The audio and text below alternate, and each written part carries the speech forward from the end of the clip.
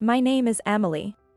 Lately, because of static electricity, my hair constantly sticks to my face, making me look like the protagonist of a horror movie like The Ring or The Grudge, and I really want to do something about it as a 38-year-old.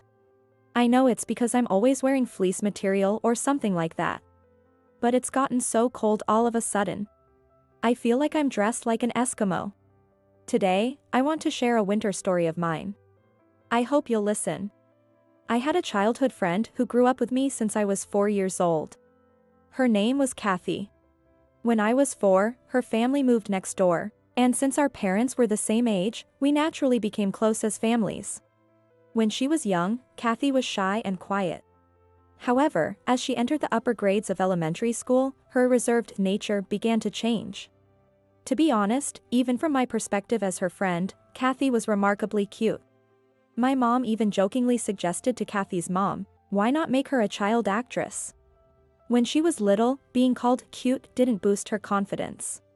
However, by the time they reached the upper grades of elementary school, children are already becoming quite the ladies.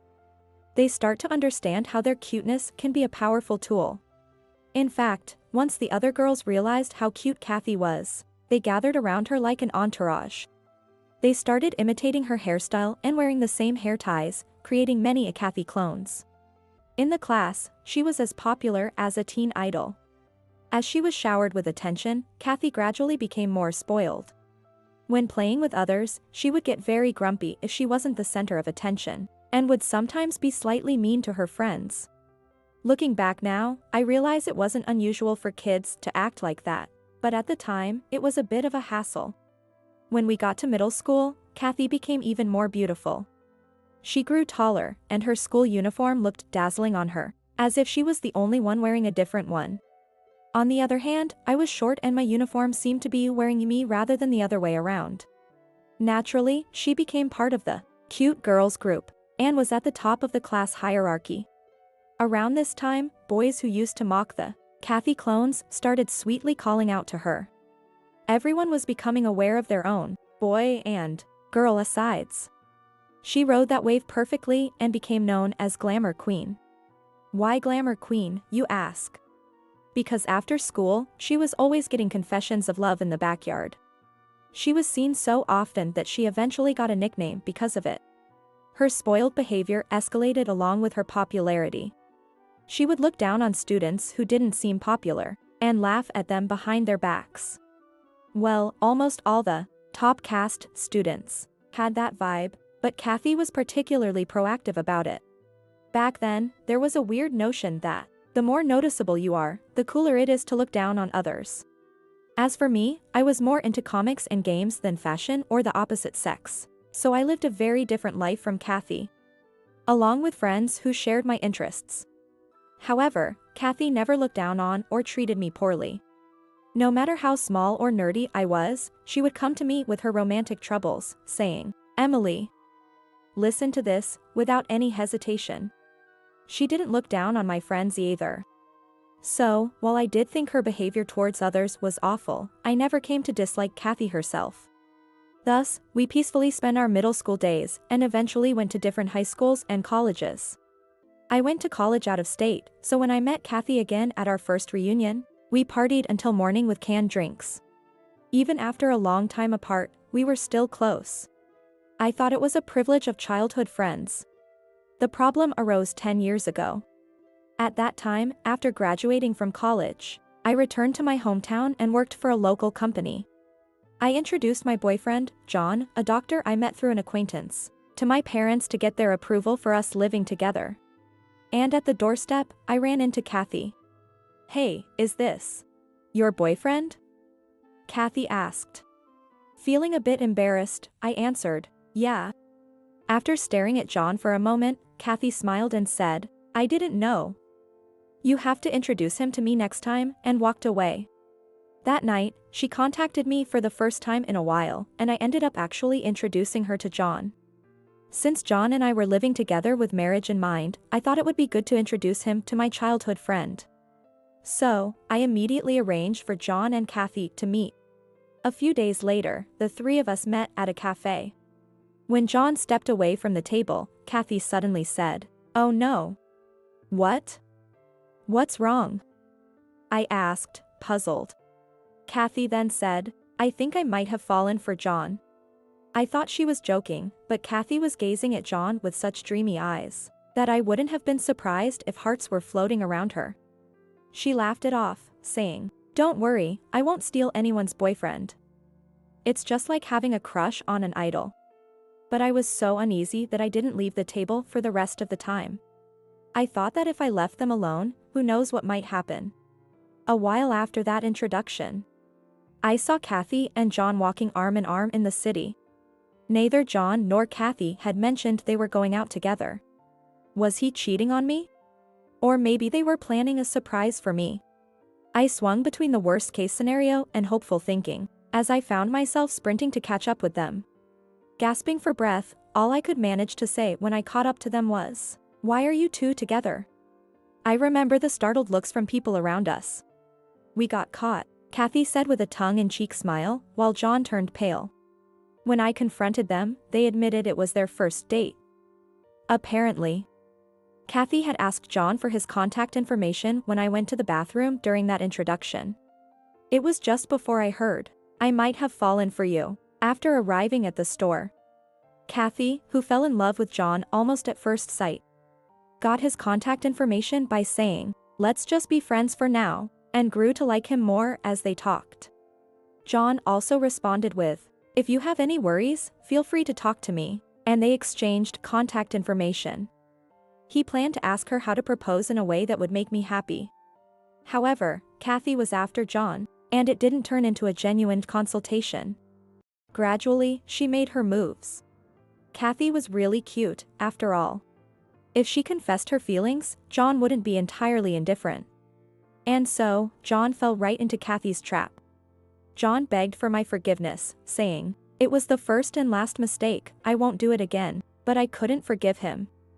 Even if it was just a date. Meanwhile, Kathy whispered to John, Why don't you just stay with me? An important childhood friend and a beloved partner I was considering marriage with. After being so deeply betrayed, I didn't want to see either of them. I decided to cut ties with Kathy and break up with John, right then and there. About 9 months later, I got an invitation from a junior high school classmate. We're having a reunion for our sophomore class.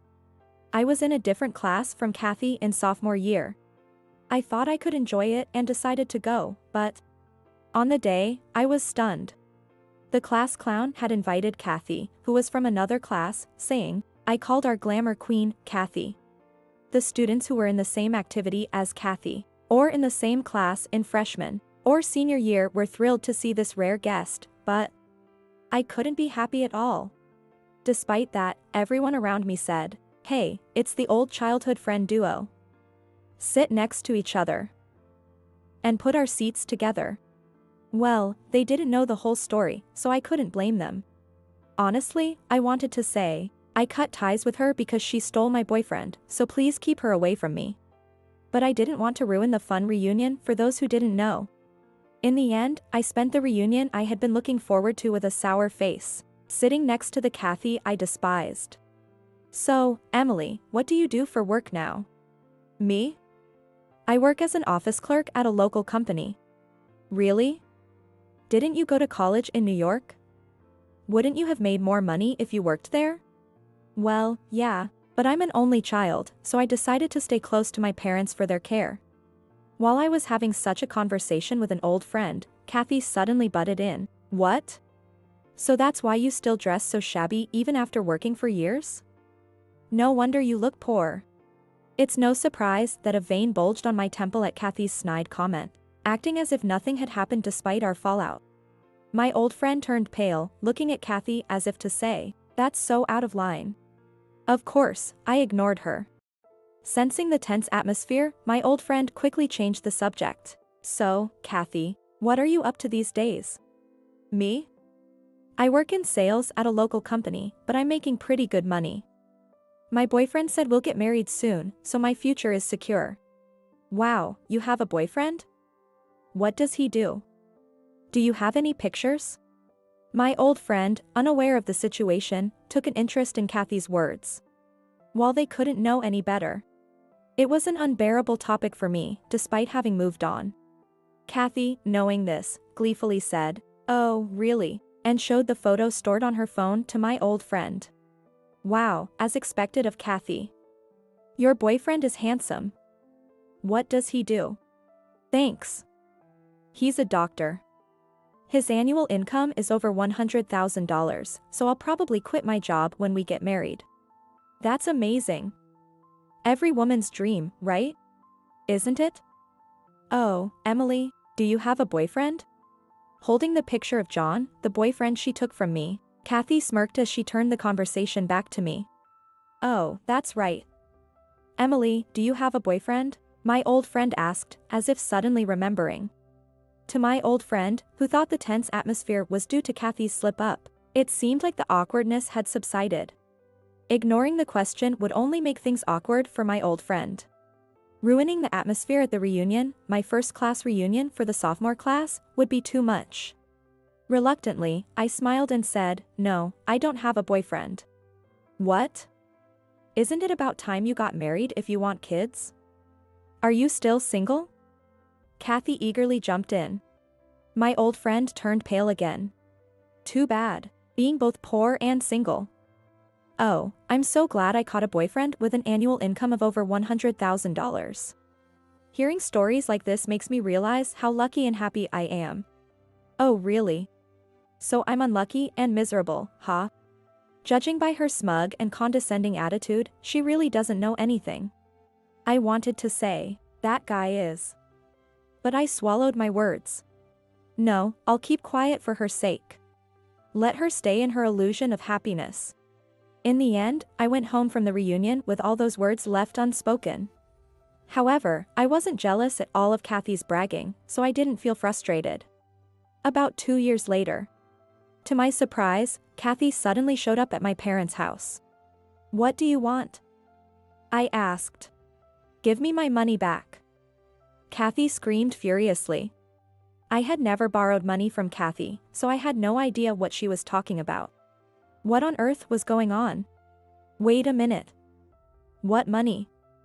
I don't remember borrowing any money from you. Don't play dumb. It's the $600,000 you took from John. Huh? Took money from John? Me? I had no idea what she was talking about. According to Kathy, when they were about to get married, John told her he had debt. And he claimed that the debt was because of my extravagant spending when we were dating. Because of that debt, he couldn't marry Kathy. No. It's not possible for an ordinary woman's extravagant spending to create a debt of $600,000. If I had been spending enough to put someone in debt, I'd be decked out in brand name clothes by now. Ah, I see.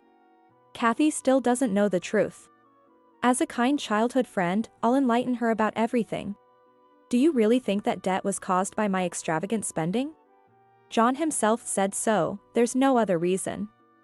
Because of you, I can't get married. Enough is enough. Hey, has John been working more night shifts lately? Huh?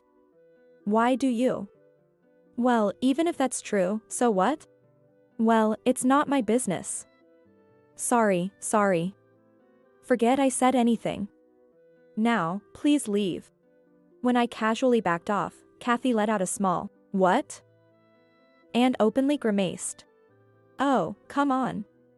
Yes, he's been working more night shifts. So what?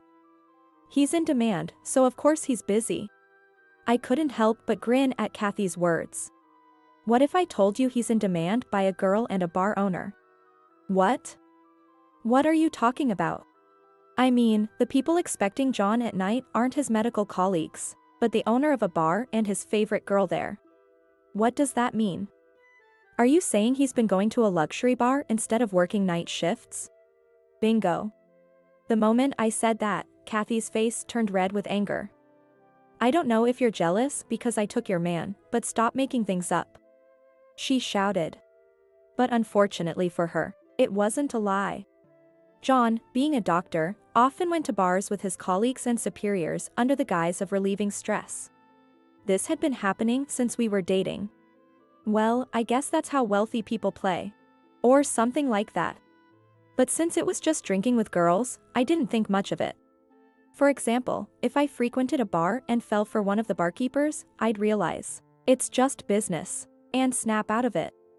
I knew John wasn't that foolish, and he always kept clear boundaries.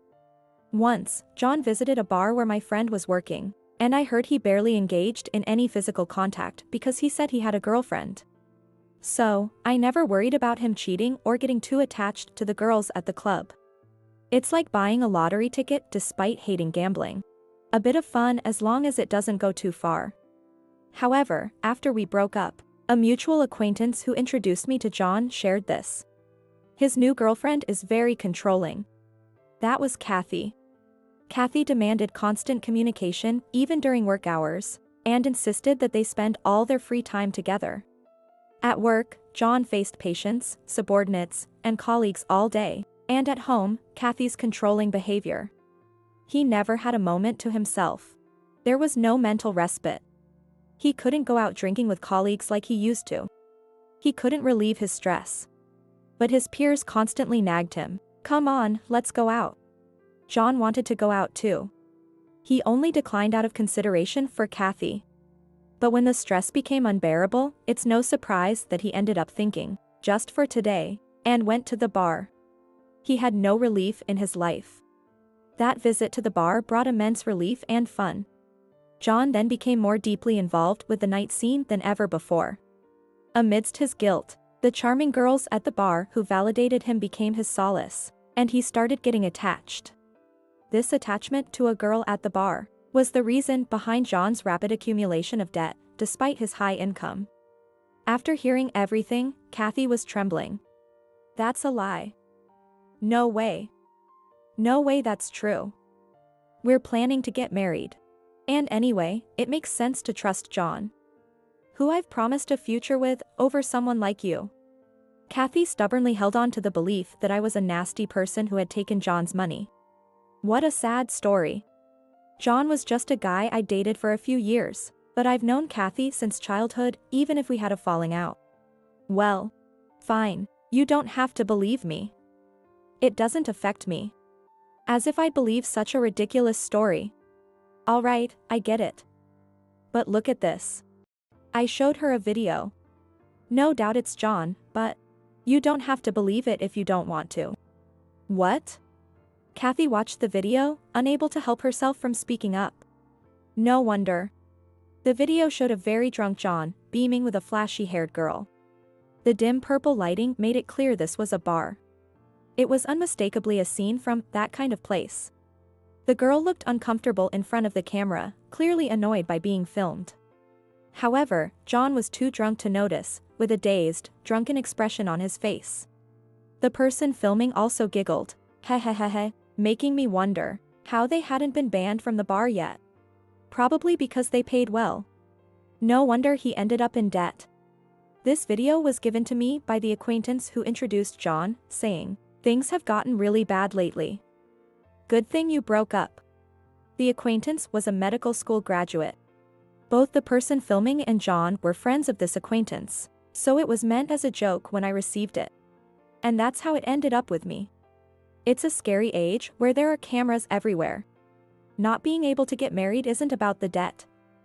With his income, he could pay it off if he really tried. The real reason is, he's probably into this girl.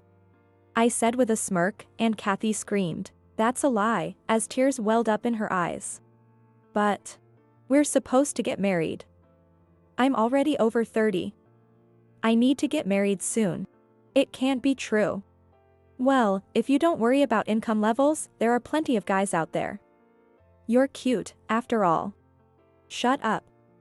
I'm special and I'm not going to settle for someone beneath me. That's why high-level guys are avoiding marrying you for low-level reasons. Huh? As Kathy looked puzzled, I told her, you need to raise both your physical and emotional level. Or you'll end up in the same situation no matter who you date. Shut up. What do you know, poor, single woman? I've been working towards marriage all this time. You can't understand my pain. She was still playing the victim after stealing my boyfriend. People like her never change. Okay. Fine, whatever. It doesn't matter to me. I'm getting married, so I don't care about my past boyfriends or being single. Besides, I have to get back to my boyfriend soon. I'm just here to pack for the move. It's his birthday today, and I need to cook a feast for him. As I waved her away and spoke with a straight face, Kathy screamed, "What?" At her scream, Kathy's mother came out from the neighboring house, saying, "I thought I recognized that voice. What are you doing here?" Kathy is currently living with John, having moved out of her parents' house. She probably hadn't informed them she was coming here today.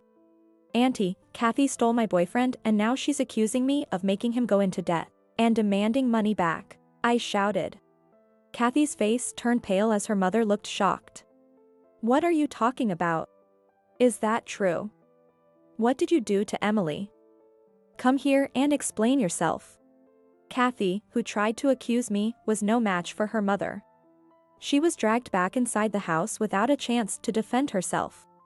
Later, I heard her mother yelling, "What kind of daughter are you?" from their house. After I returned to my boyfriend's place, my mother told me, Kathy's mother came over with Kathy to apologize. Kathy had been severely scolded, and her eyes were swollen from crying. My mother, who knew nothing about what happened between John, Kathy, and me, was shocked by the whole thing. Kathy's mother is a former martial art champion, and she's really scary when she's mad. I once got in trouble as a child for a prank and cried so hard when she scolded me. After that, Kathy's parents got angry, saying, "We won't approve of you marrying a man who easily switches women." And she ended up breaking up with John. Her mother then stripped her of all her savings and other assets, telling her to straighten up. She was ordered to send all her earnings, except for rent, utilities, and a fixed living expense set by her mother, to her parents for the next 10 years. She was not allowed to return home and was put in a 30-year-old apartment with shared bathrooms, to live there and reflect on her actions. A mutual friend who happened to see Kathy said, "Kathy, who used to be so cute, now has dark circles under her eyes and looks like a different person. Her mother checks on her regularly, so she can't do anything bad." In such a situation, no matter how cute Kathy is, romance is out of the question. By taking my boyfriend, she had also distanced herself from new relationships. Meanwhile, I got married to my new boyfriend as planned and had a son. He comes home covered in mud every day, and cleaning the entryway makes me cry, but I'm delighted by his daily growth. I can't say I never think about what life would have been like if I married John, but I'm glad I chose this life. Being a doctor's wife would mean frequent home parties and a rigid lifestyle. Now, as the wife of an ordinary office worker, I find that a normal life suits me and is very comforting. I've realized that being ordinary is also quite challenging as an adult. I hope that my family can continue living a normal life. That's my prayer.